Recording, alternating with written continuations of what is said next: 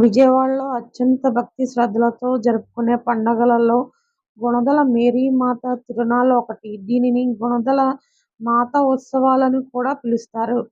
ప్రతి ఏటా ఫిబ్రవరి 9, 10, 11 తేదీలలో ఈ వేడుకలు అత్యంత వైభవంగా జరుగుతాయి. సుమారు 100 ఏళ్ల క్రితం అంటే 1924లో ఇటలీకి చెందిన మిషనరీల ద్వారా ఈ కొండపై మేరీమాత విగ్రహాన్ని ప్రతిష్ఠించడం జరిగింది. 1933 నుంచి ఈ ఉత్సవాలు అధికారికంగా ప్రారంభమయ్యాయి. లోకరక్షకుడైన యేసుక్రీస్తు తల్లిగా, కరుణామయిగా మేరీమాతను కొలుస్తూ ఈ వేడుకలు నిర్వహిస్తారు.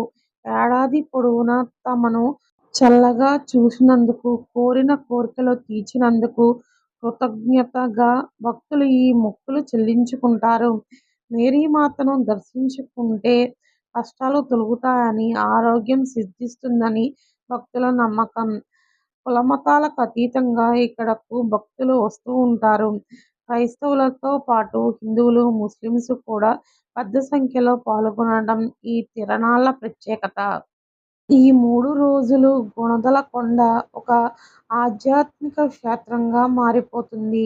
భక్తులు తలనీలాలు సమర్పించడం, కొవ్వొత్తులు వెలిగించడం, కొండపై ఉన్న మాత విగ్రహం వరకు మోకాళ్లపై నడుస్తూ వెళ్లడం వంటి మొక్కులు తీర్చుకుంటూ ఉంటారు. ఇక్కడ ఇచ్చే ప్రసాదాన్ని భక్తులు ఎంతో పవిత్రంగా భావిస్తారు.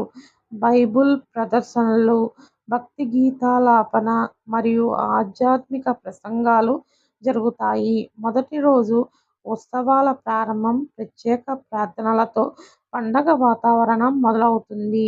రెండవ రోజు ప్రధాన వేడుక. లక్షలాది మంది భక్తులు తరలివస్తూ ఉంటారు. మూడో రోజు ముగింపు వేడుకలు.